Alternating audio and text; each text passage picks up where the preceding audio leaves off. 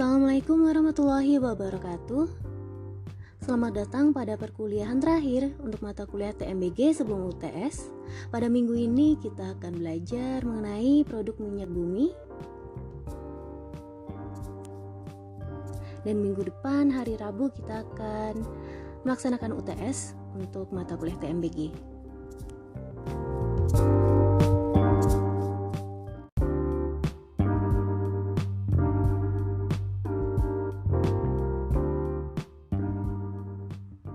Ketika minyak bumi ditemukan, minyak bumi ini hanya dimanfaatkan menjadi kerosin untuk bahan bakar lampu penerangan. Tetapi sekarang, dengan kemajuan zaman dan teknologi, minyak bumi sudah dapat dimanfaatkan menjadi berbagai produk turunan yang bermanfaat dalam kehidupan sehari-hari. Dari LPG untuk memasak, bensin untuk kendaraan sehari-hari, dan berbagai produk turunan minyak bumi dalam industri petrokimia. Produk minyak bumi yang dihasilkan oleh kilang untuk dipasarkan harus memenuhi spesifikasi pemasaran. Spesifikasi pemasaran ini dalam setiap negara, untuk setiap negara itu berbeda-beda. Sebenarnya spesifikasi produk minyak bumi ini merupakan hasil kompromi antara kinerja dari kilang minyak atau refinery unit dengan komposisi yang ada di minyak bumi mentah untuk menghasilkan produk-produk turunan minyak bumi. Untuk mengolah minyak bumi menjadi berbagai produk turunannya melalui beberapa proses. Proses utama di dalam pengolahan minyak bumi adalah distilasi, yaitu proses pemisahan berdasarkan titik didihnya. Jadi nanti sebagai hasil atas merupakan produk yang memiliki titik didih paling rendah, kemudian sebagai hasil bawah distilasi merupakan produk minyak bumi yang memiliki titik didih paling tinggi. Jadi bisa dilihat di gambar bahwa hasil atas dari proses distilasi ini adalah LPG dan juga natural gas. Kemudian semakin ke bawah titik didihnya semakin tinggi, dimulai dari bensin, kemudian aftur, minyak tanah, solar, pelumas, kemudian yang terakhir ada parafin atau wax dan juga aspal. Selanjutnya dari proses distilasi menuju proses cracking. Proses cracking ini merupakan proses penguraian molekul-molekul hidrokarbon yang memiliki rantai panjang menjadi molekul senyawa hidrokarbon dengan rantai pendek. Contohnya dari hidrokarbon rantai fraksi berat, kemudian dipotong-potong molekulnya menjadi molekul yang lebih pendek, misalnya menjadi bensin, karena permintaan bensin lebih tinggi dibandingkan dengan produk minyak bumi fraksi berat. Proses cracking dapat dilakukan dengan 3 cara. Yang pertama dengan cara panas atau thermal cracking, kemudian dengan katalis atau catalytic cracking yang umum digunakan, dan yang terakhir ada hydrocracking. Selain proses cracking, ada juga proses reforming. Proses reforming ini adalah proses mengubah bentuk molekul produk minyak bumi menjadi struktur molekul yang lain. Contohnya misal bensin dengan jumlah atom karbon yang sama, misalnya susunan karbonnya adalah normal atau lurus, kemudian diubah menjadi rantai bercabang. Jadi misal dari normal oktan menjadi isooktan. Jadi itu reforming. Tujuannya adalah terkadang misal bensin itu jika strukturnya normal itu kualitasnya lebih rendah dibandingkan dengan jumlah atom karbon yang sama tetapi posisinya bercabang atau iso. Proses yang lain ada juga proses alkilasi, yaitu proses penambahan jumlah atom dalam molekul menjadi lebih panjang dan juga bercabang. Jadi di sini ada penggabungan molekul-molekul yang lain menjadi molekul yang lebih besar. Sehingga dari proses-proses tersebut akhirnya dihasilkan berbagai produk minyak bumi dari fraksi rendah atau dengan atom karbon yang rendah, gas, sampai dengan fraksi berat yaitu aspal.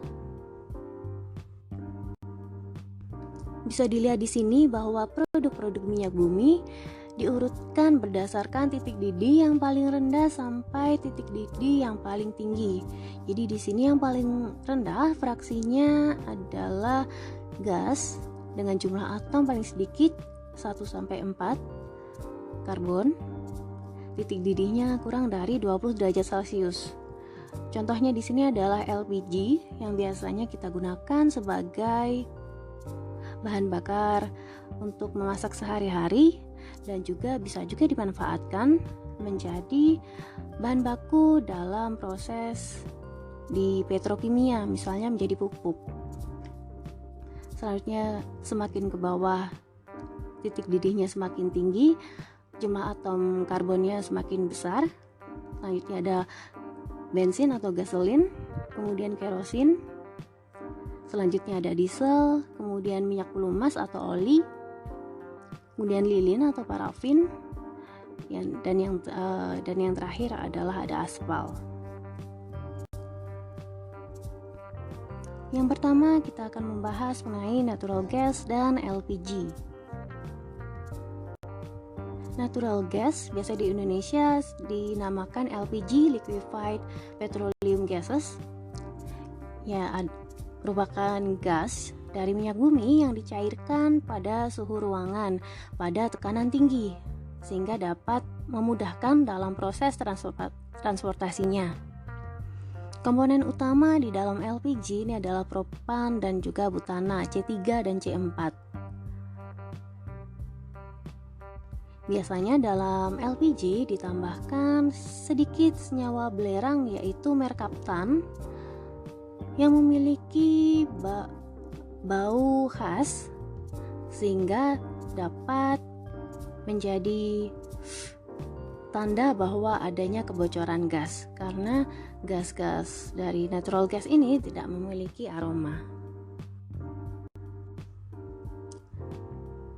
Selanjutnya adalah bensin. Bensin memiliki jumlah karbon C5 sampai C12 terbentuk pada titik didih 40 sampai 180 derajat Celcius, dan bensin ini paling banyak digunakan dalam kehidupan sehari-hari sebagai bahan bakar kendaraan bermotor sehari. Setiap jenis bensin ada berbagai macam mutunya, dan mutunya ini menentukan efektivitas pembakaran di dalam mesin.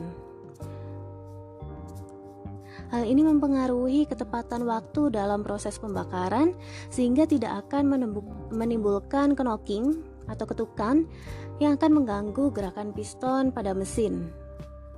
Karena adanya ketukan ini akan mengurangi efisiensi bahan bakar dan lebih lanjut dapat merusak mesin. Di Indonesia, mutu bensin ada beberapa tipe berdasarkan pada nilai oktannya.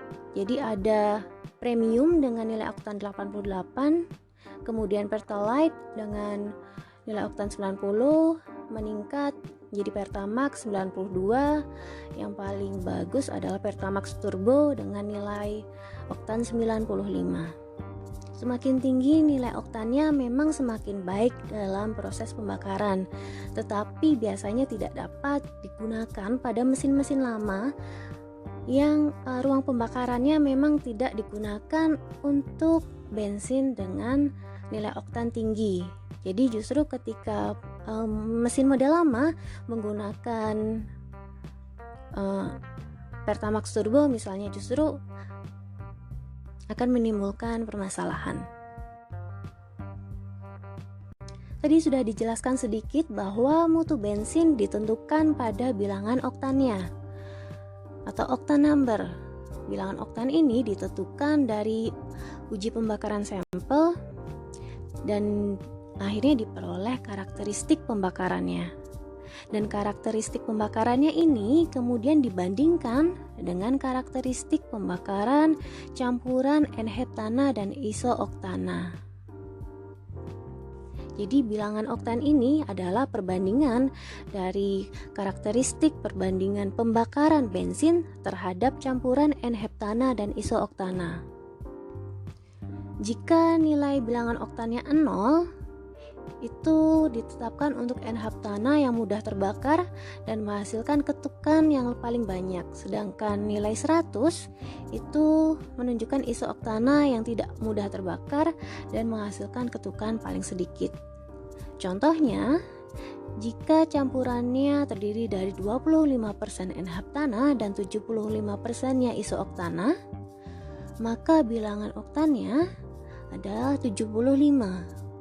Sehingga dari sini bisa kita lihat bahwa Pertamax yang memiliki bilangan oktan 92 akan memiliki mutu bensin yang setara dengan campuran 92% iso-oktana dan sisanya 8% adalah N-heptana.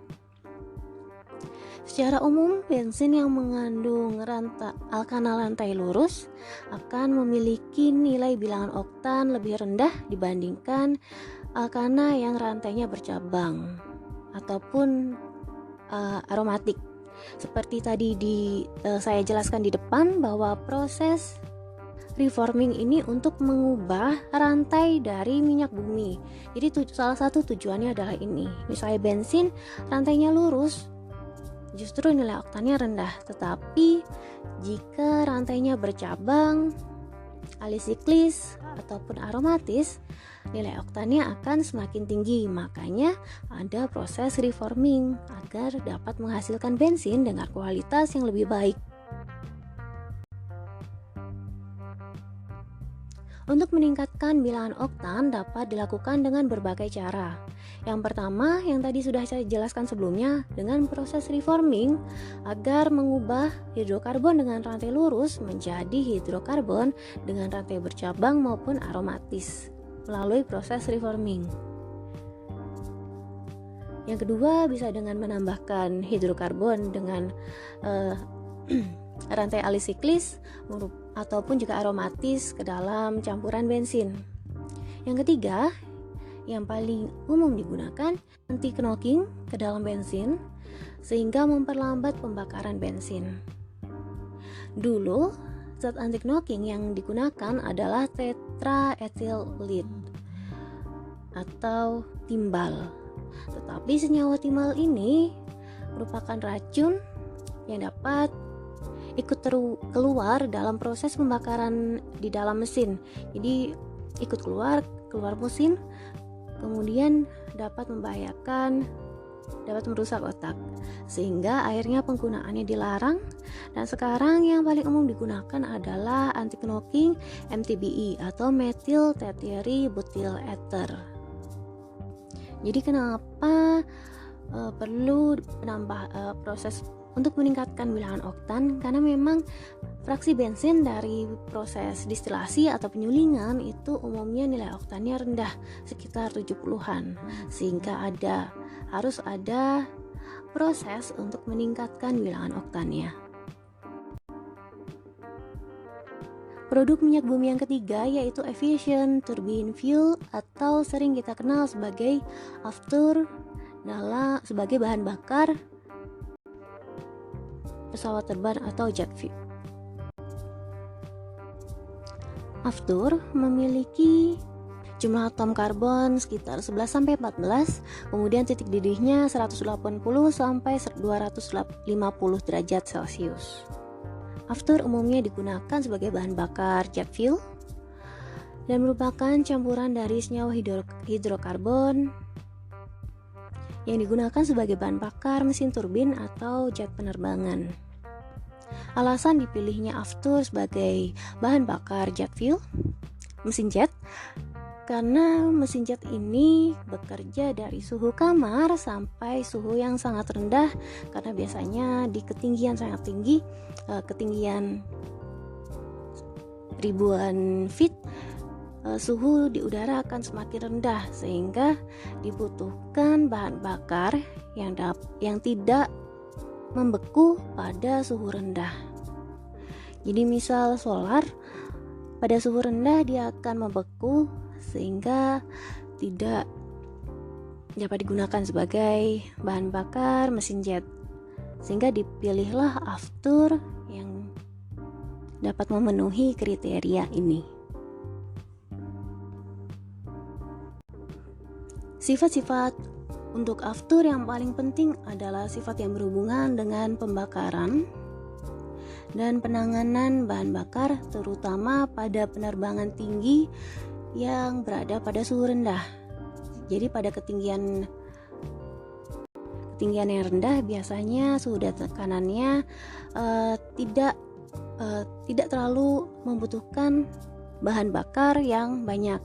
Tetapi ketika pesawat harus terbang di ketinggian yang sangat tinggi, biasanya itu akan membutuhkan sangat banyak bahan bakar. Jadi biasanya di dalam penerbangan pilot akan mempertimbangkan apakah akan naik ke atas atau tidak, karena ini akan berhubungan dengan kebutuhan bahan bakar.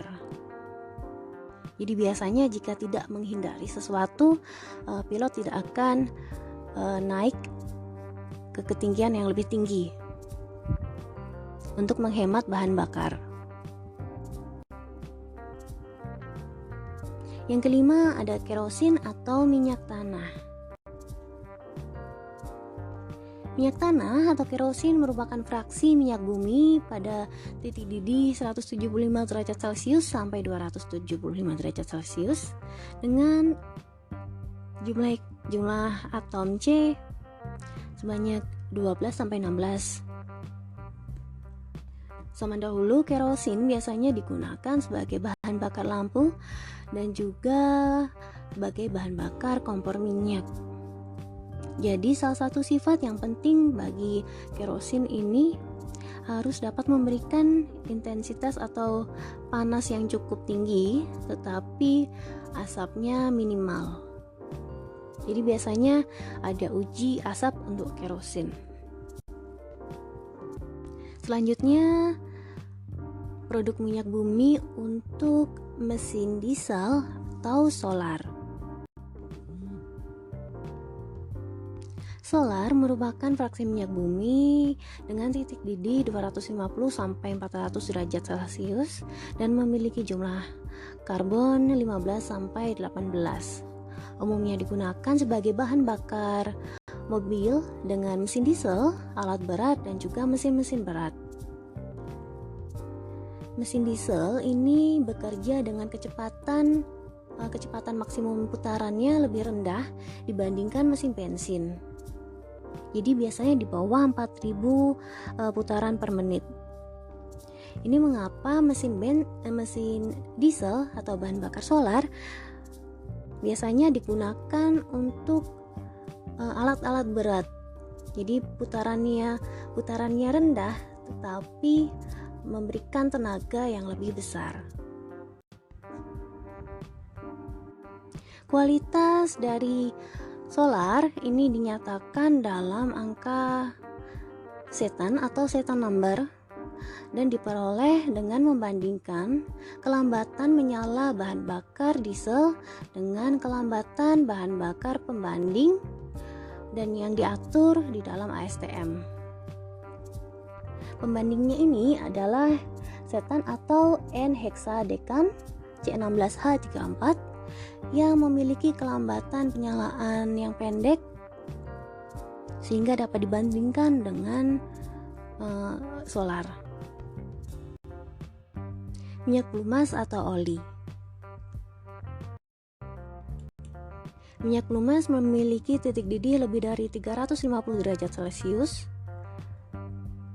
dan biasanya dimanfaatkan sebagai bahan pencegah keausan,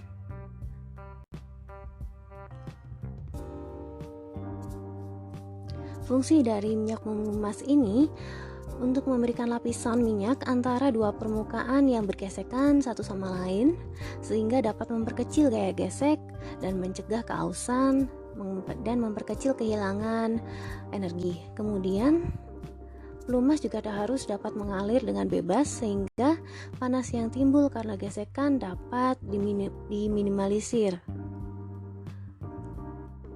Karena jenis mesin yang memerlukan pelumasan sangat beragam, maka minyak pelumas memiliki banyak ragam, dari yang ringan sampai yang berat. Kita akan bahas mengenai klasifikasi minyak pelumas. Klasifikasi minyak pelumas ini ada beberapa. Yang umum digunakan adalah klasifikasi viskositas berdasarkan Society of Automotive Engineers atau SAE. Kemudian klasifikasi menurut American Petroleum Institute atau API, dan beberapa klasifikasi lainnya.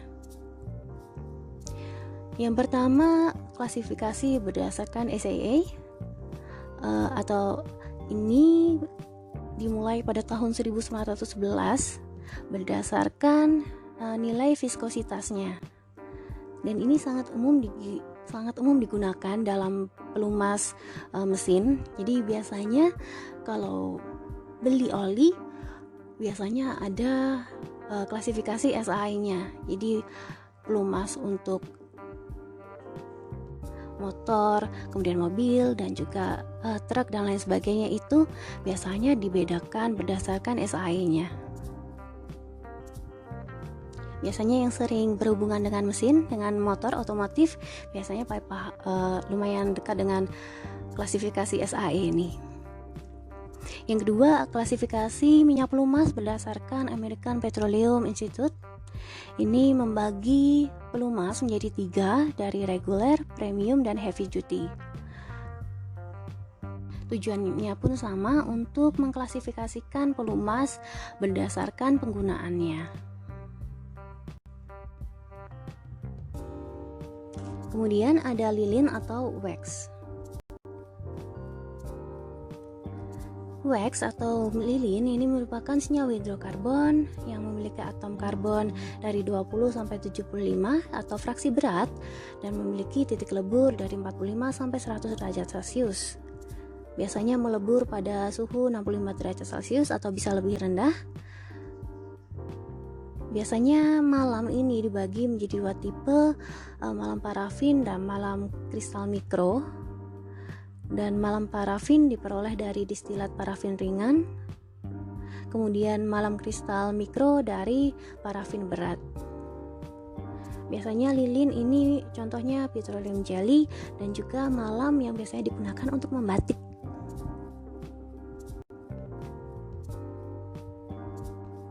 Termasuk yang terakhir, produk minyak bumi fraksi berat, yaitu aspal. Aspal merupakan bitumen setengah padat, warnanya hitam, berasal dari minyak bumi fraksi yang paling rendah. Aspal bisa terdapat dalam alam, disebut sebagai aspal alam. Di Indonesia ada di Pulau Buton, dan ada juga di tempat lain, ada di Trinidad atau di Afrika. Tetapi aspal juga bisa didapatkan dari produk refinery minyak bumi fraksi yang paling berat, dan umumnya dimanfaatkan sebagai pengeras jalan. Aspal terdiri dari partikel koloid yang disebut dengan aspalten, terdispersi dalam resin dan konstituen minyak. Untuk memisahkan aspalten bisa digunakan dengan melarutkan pada nafta aspalten, sedangkan aspalten yang tidak larut akan mengendap sebagai serbukan warna hitam. Diperkirakan aspalten ini terdiri dari hidrokarbon aromatik kompleks dan rantai panjang. Klasifikasi aspal dibedakan berdasarkan konsistensi. Ada 3 golongan, yaitu aspal padat, setengah padat, dan cair. Aspal padat biasanya digunakan pada suhu biasa, pada suhu ruangan berupa padat, dan untuk dimanfaatkan itu harus dipanaskan dulu agar bisa mencair. Selanjutnya ada aspal setengah padat atau biasa juga disebut dengan aspal semen. Ini bisa diklasifikasikan lagi berdasarkan kekerasan dan juga konsistensinya. Yang terakhir aspal cair atau aspal yang dilarutkan dalam pelarut, disebut juga cut black aspal. Cukup sekian materi kali ini, merupakan materi terakhir dari teknologi minyak dan gas bumi bersama saya. Selanjutnya nanti setelah UTS akan dilanjutkan dengan Pak Hendra. Dan minggu depan hari Rabu kita akan ujian tengah semester. Jadi silakan dipersiapkan ujiannya dengan baik. Semoga dapat mengerjakan dengan lancar dan sukses. Kurang lebihnya mohon maaf selama 7 pertemuan sebelum UTS pada mata kuliah TMGB. Kita jumpa lagi pada kesempatan lainnya. Wassalamualaikum warahmatullahi wabarakatuh.